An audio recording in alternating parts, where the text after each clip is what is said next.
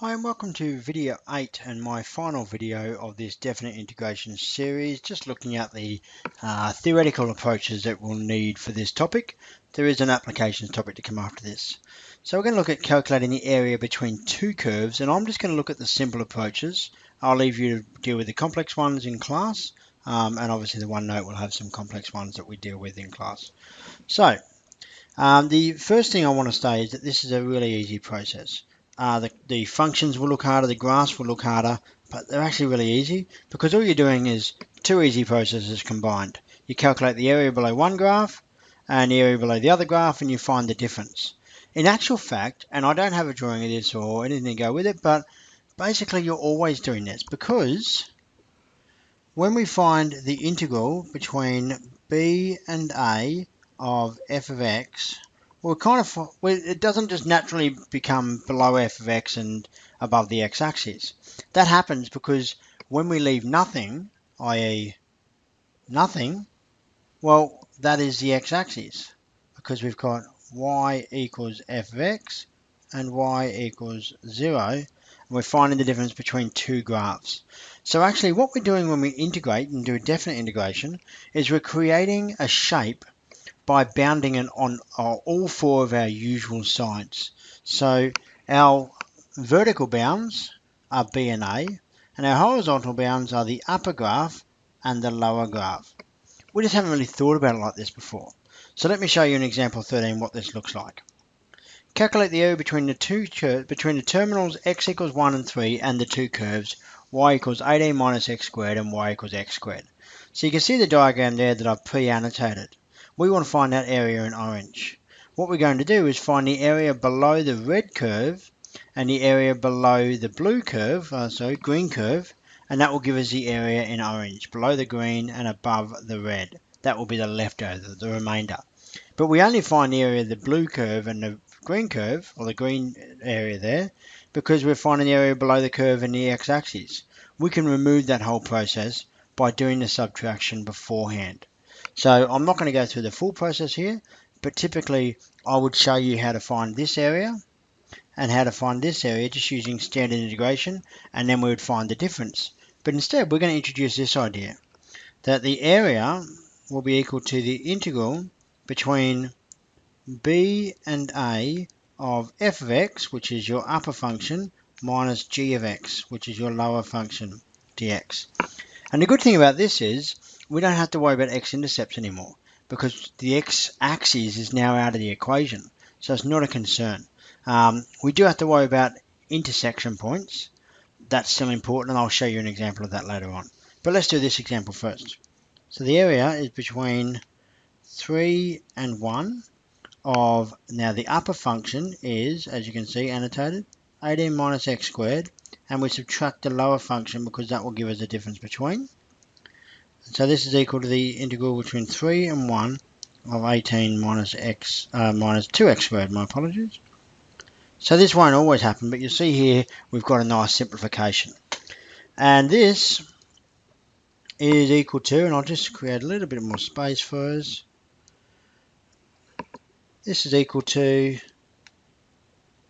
18x minus 2x cubed over 3 between 3 and 1, and now we do our substitutions.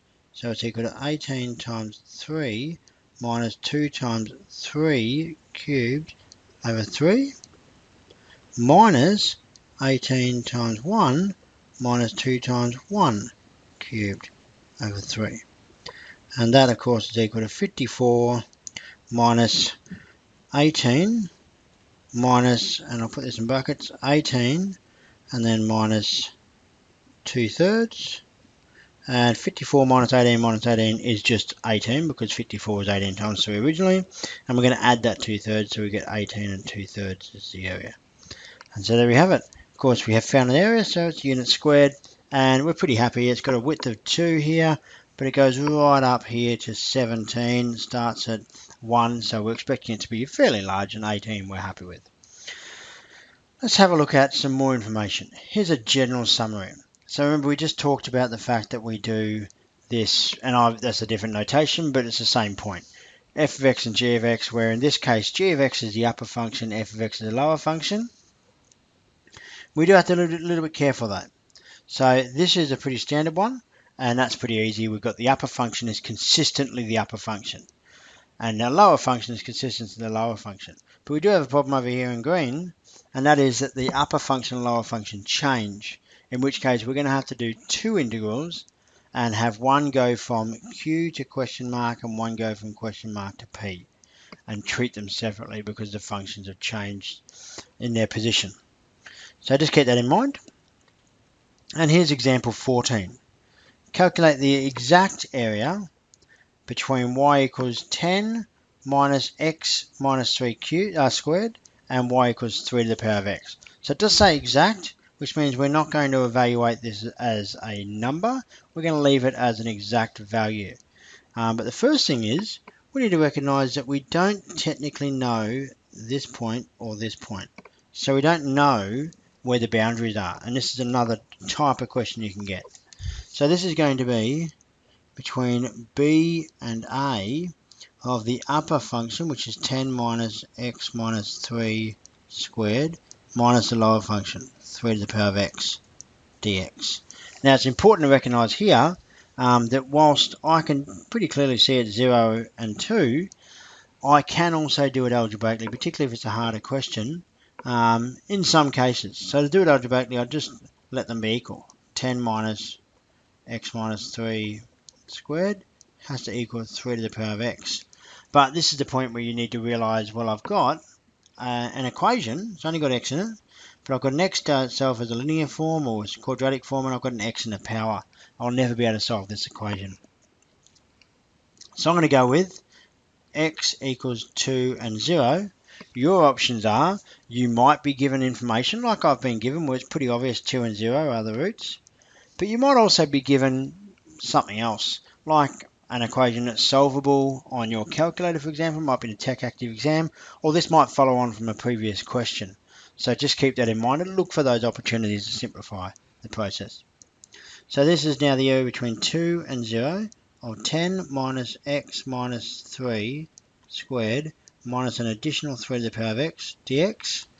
And the integrals are 10x and then minus x minus 3 cubed over 3, and the derivative of x minus 3 is 1, so there's no additional one there. And when we derive 3 to the power of x, we get 3 to the power of x, but we have to divide by natural log of 3, which is a little rule that you may or may not remember about deriving non-base e exponentials, but it's okay, because you can rearrange that 3 to the x to be e to the power of kx and then do it that way, and the k just ends up being log 3. Okay, if you're unsure about that, it's obviously worth following up on that. So we get, I'll just use my normal brackets now, we get 10 times 2 minus 2 minus 3 cubed over 3 minus 3 to the power of 2 over log 3. So this is fun.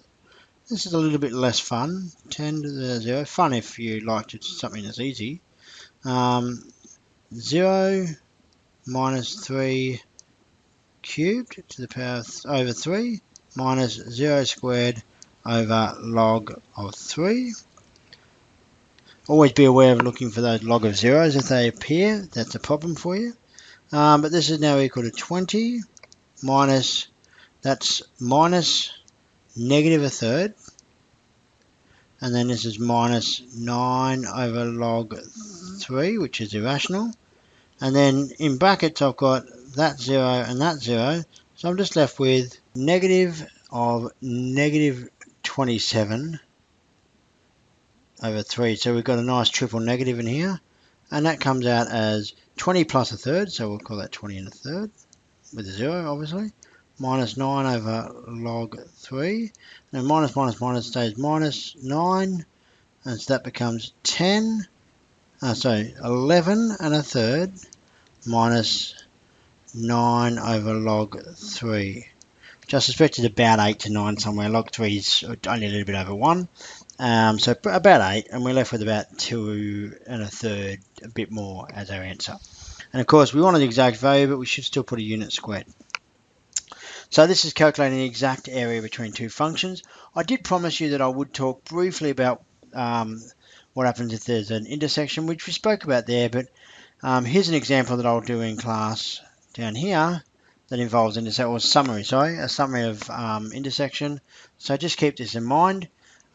We've got 1, 2, 3, 4 components here, and so we can set these up as 1, 2, 3, 4 integrations. Now, in an exam situation, you won't be able to do that many, but the point is still valid. All the best.